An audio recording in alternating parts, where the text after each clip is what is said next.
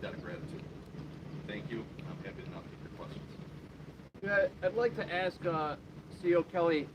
I'm sorry, who are you? I'm Dan Mihalopoulos from nice to finally WBZ. meet you. Yeah. Okay, I didn't likewise. recognize you, sir. No problem. Grew a beard. Yeah. So, let me ask you, one of those courageous women, the first one that contacted you, she says you contacted her after our first story in April. She felt that you were trying to get information from her on the investigation. What purpose did you have calling her at that point, knowing at that point already that the Inspector General is looking at systemic issues in the agency that you had? Good question, Dan. I'm not going to discuss any private conversations I had with anybody. The first complaint is the family or anybody. I'm not going to discuss any private conversations. Let me finish.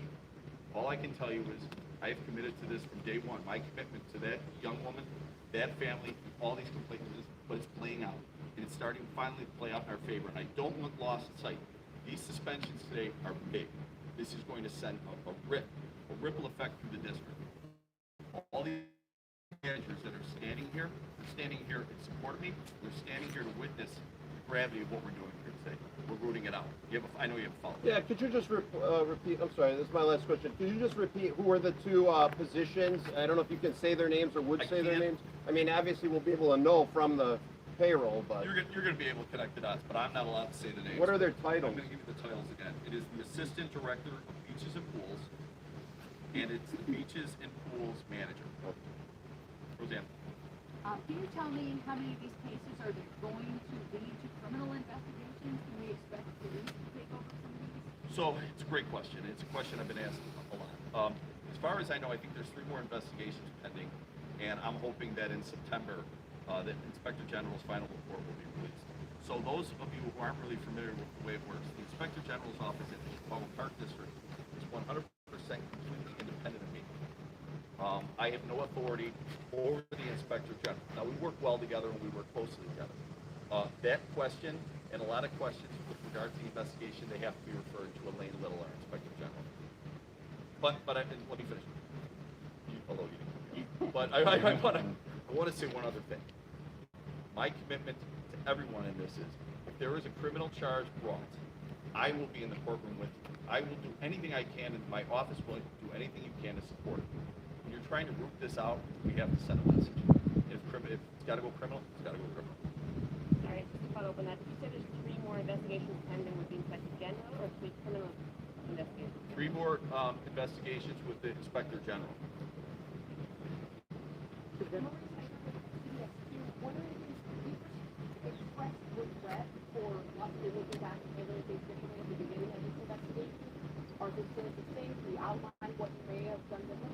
So, I did a lot of interviews 2 weeks ago and did a lot of reflection. As the CEO, as a leader, you have to reflect, you have to learn. The question was then, and I'll give Dan credit, Dan's been asking me this question quite a bit. Did you do the right thing? Remember, I got that letter from that young woman, and I responded immediately that I was turning over to the Inspector General. What I did instead, the first thing I did was I had to read it, and I hadn't read it, and I said that in my response. I read it, and the first thing I did is I turned it over to my management. That is not unreasonable. That is actually quite normal to ask your management team to look into it first. We do investigations all the time. It's my word, I guess, against anybody. That investigation started the day I took that call, and the day I made that. I always knew this was going to Inspector General. I always knew it. Why? There's over 1,000 lifeguards in my unit. Over 1,000. I knew that wasn't going to be rooted out just with management, but I had to give management the first bite of the apple, the first crack at this. And so when I was asked that question, they said, "Did you do it over again?"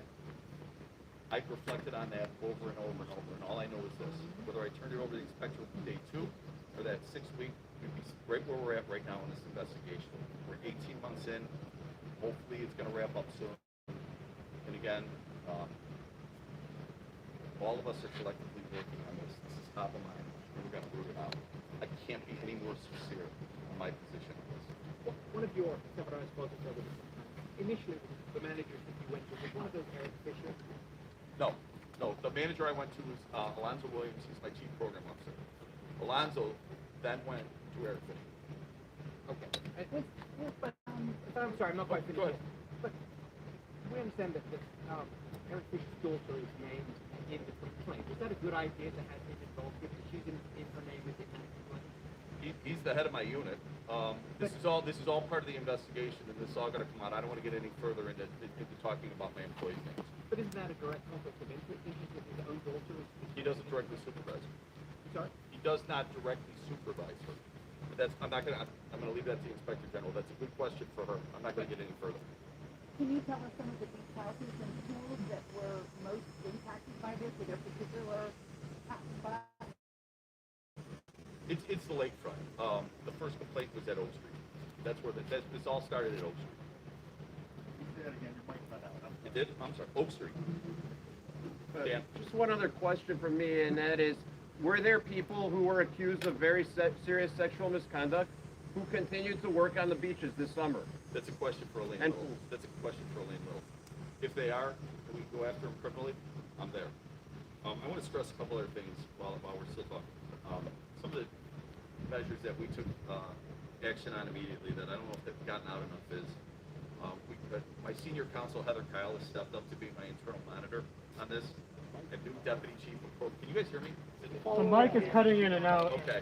All right. We'll do our best. We have a new deputy chief of programming, Daphne Johnson. We have a new director of programming, Sandy Olson. All three of these women were chosen for their character and their leadership within the district. We've added more managers to the lakefront. 1,700 employees so far have undergone sexual harassment training. All our staff is required to do crisis management training if we work with children, and our policies and procedures continue to develop. There's a term called rotting, and it's a technique that was used by some of these managers where they would put a lifeguard out at a post, and of course they couldn't leave their post, and they were left there for hours past when they were supposed to be there. It's sort of an internal punishment. We're rooting all that out. No more of that. Another big one is reinforcing with our lifeguard force that your conduct, you can be disciplined not only at work, but off work and off site. Because what we're seeing is a lot of this bad behavior and often criminal conduct, in my opinion, was happening off site. Again, this is all about fostering an environment where these employees feel comfortable coming forward. And I don't know if they did even at the beginning of this summer, but the courage of the two women that wrote those letters, the actions hopefully today will start to show that we do have your back, that we are serious about these complaints. I'll tell you this, stupid has no bounds. Stupid has no bounds. We had 5 lifeguards last week during the heavy rainstorms. We closed the beach for the day, and someone courageously stepped up and gave us an anonymous tip. And we had 5 lifeguards drinking in the beach house on city time. They're all suspended, one resigned. So this isn't going to happen overnight. This isn't going to happen. This isn't going to be done even when the OIG's initial investigation stops. We process 4,000 seasonal employees a year. 4,000. Young people in and out all the time. Transition. This is going to be years of us working with our teams, working with our culture, educating people. How is that?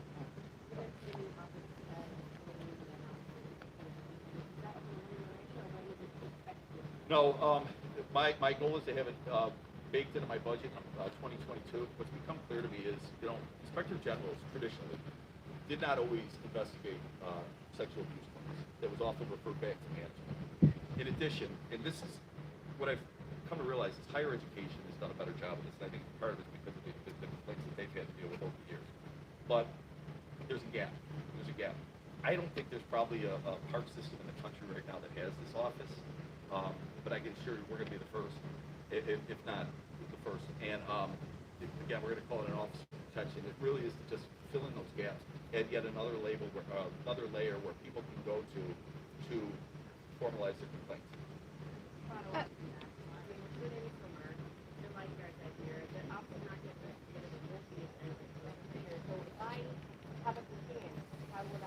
Great question. If you have a complaint right now, go to the Office of Inspector General.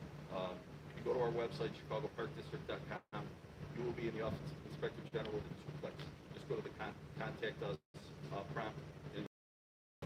Superintendent Carla Leal with Telemundo Chicago. What feedback you received from Mayor Lightfoot? Do you think she's going to keep you in this position for long? I believe Mayor Lightfoot have Mayor Lightfoot's support. I don't believe she's on me about rooting this out. She's not playing around with this. Nobody is. Mayor and I are of like mind on this. We're not going to tolerate this. No one is going to tolerate this. No one is going to tolerate this. I can't stress this enough. You know, this abuse, this activity, this harassment, I face people every day in my personal life that I love and care about that have gone through it. The people who need to know. I have to look them every day in the eye that they've gone through it. So I'm not going to rest. Your second question, do I think I'm going to be around? Started this, I'm going to finish it.